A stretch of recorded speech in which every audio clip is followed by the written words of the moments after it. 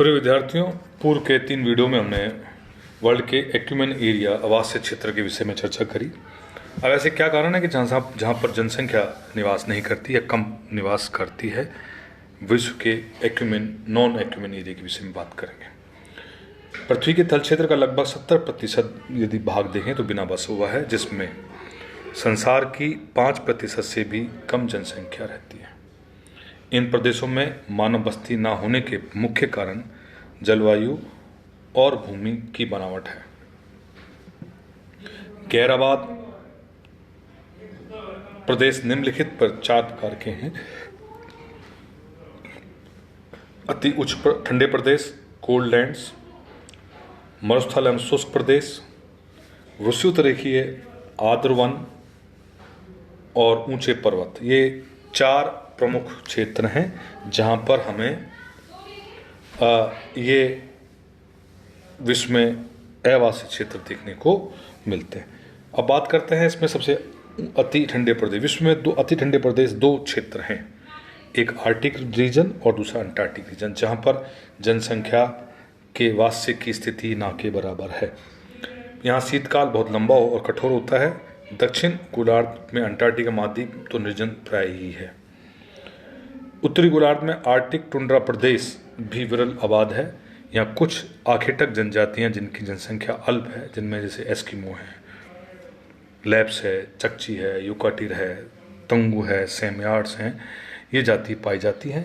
या कुछ वो आबाद क्षेत्र हैं जहाँ पर खनिज संसाधन या ऊर्जा के संसाधन पाए जाते हैं, जैसे गैलीवेयर स्वीडन में, लोहास्क यूक्रेन घाटी कनाडा, फेयरबैंक्स तथा फोर्ट यूकॉन अलास्का स्वर्ण तथा साइबेरिया में स्वर्ण पेट्रोलियम कोयला नमक उप आदि के कारण से यहाँ पर कुछ जनसंख्या निवास करती है। दूसरा बात हम करते हैं मरुस्थल एवं शुष्क प्रदेशों में। डेजर्ट एंड एराइड रीजन्स, ये सभी क्षेत्र जहाँ वाष्पीकरण की दर बहुत तीव्र है, अधिक है।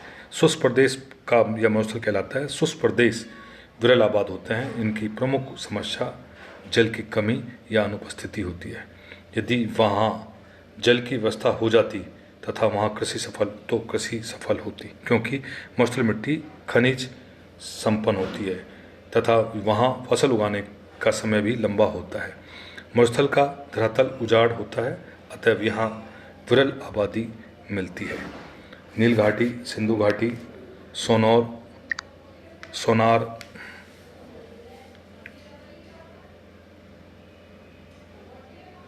मरुस्थल,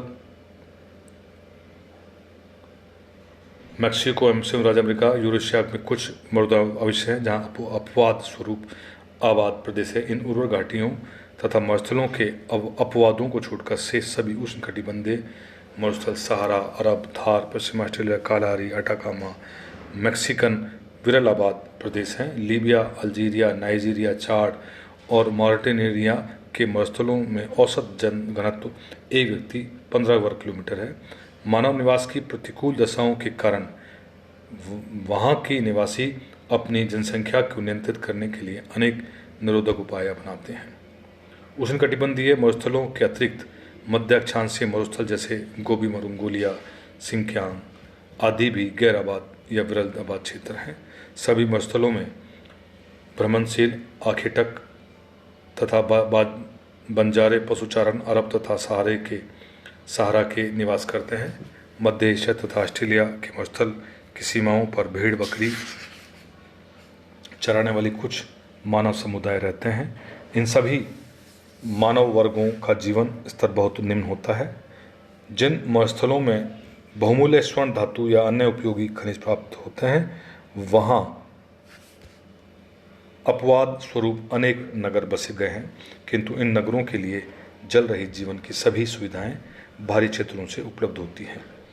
ऑस्ट्रेलिया में कालुगुरली तथा कूलगाड़ी और संयुक्त राज्य में क्रिपल क्रीक ऐसे ही मरुस्थलीय नगर हैं। अरब तथा लीबिया के आंतरिक क्षेत्रों में भी पेट्रोलियम की उपलब्धता के कारण कुछ बस्तियां स्थापित हो गई हैं। तो मरुस्थलीय क्षेत्रों में जहाँ पर पानी की उपलब्धता है या खनिज संसाधन है, वहीं पर ही जनसंख्या निवास करती है, अपितु अधिकांश क्षेत्र विरल और असघन रूप से बसा हुआ है। तीसरा है ट्रॉपिकल रेन फॉरेस्ट। विषुवत रेखा के दोनों ओर 5 डिग्री उत्तरी एवं 5 डिग्री दक्षिणी अक्षांशों के मध्य विषुवत रेखीय सघन वनों की पेटी स्थित है। अमेजन बेसिन, कांगो बेसिन, दक्षिण पूर्वी एशिया के द्वीप इसके प्रमुख क्षेत्र हैं। यहाँ वर्ष भर ऊंचे तापमान, उच्च आर्द्रता तथा अधिक वर्षा के कारण सघन वन पाए जाते हैं। ये वन मक्खी, मच्छर, कीड़े मकोड़ों से ग्रस्त रहते हैं, अतः मानव निवास के लिए अयोग्य होते हैं। यहाँ फसलें उगाना, पशुपालन और पशुचरण भी कठिन होता है। वर्तमान समय में अमेजन तथा कांगो बेसिन में अत्यंत विरल आबादी मिलती है। इन वनों के शोषण से अनेक पर्वतीय पर्यावरणीय समस्याएं भी पैदा हो गई हैं।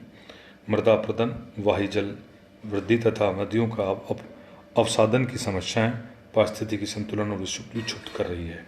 कुछ विशेषज्ञों का विश्वास है कि इन वनों में विनाश की विश्व संभावना, तो ये यहाँ पर भी संभावना हमें ना के बराबर है मनुष्य की जनसंख्या की वजह से। अब बात करते हैं हाई माउंटेन के विषय में। पर्वतों का उच्चावच बहुत विषम होता है। समुद्र से ऊंचाई के साथ ही मानव आवास कम होते जाते हैं। ऊंचे पर्वतीय क्षेत्रों में प्राय गैर आबादी है। हिमालय, आल्प्स, राकी तथा एंडीज पर्वतों में 2500 मीटर के ऊपर के क्षेत्र प्राय जनविहीन हैं। उच्च अक्षांशों में इससे भी नीचे क्षेत्र तथा जनविहीन है, किंतु उच्च पर्वतीय क्षेत्रों में मानव बसाव कुछ अपवाद भी मिलते हैं। पेरू तथा बोलिविया दक्षिण अमेरिका में समुद्र से 4000 मीटर की अधिक ऊंचाई पर भी बहुमूल्य धातुएं उपलब्ध होने के कारण मानव बस्तियां स्थापित हो जाती हैं। उष्णकटिबंधीय प्रदेशों की पर्वतीय क्षेत्रों में उत्तम स्वास्थ्यकर जलवायु होने का कारण कुछ सुरम्य पर्वतीय नगर समुद्र से लगभग 2000 मीटर की ऊंचाई तक बस गए हैं। तो प्रिय विद्यार्थियों, हम देख रहे हैं, हमने देखा कि विश्व के 4 प्रमुख आवासीय क्षेत्र हैं जहां पर जनसंख्या या बसने की स्थितियां बड़ी विरल है, बड़ी विषम है। इस कारण से यहाँ पर जनसंख्या ना के बराबर पाई जाती है, या कहीं तो जनसंख्या बसने की संभावना ही नहीं है।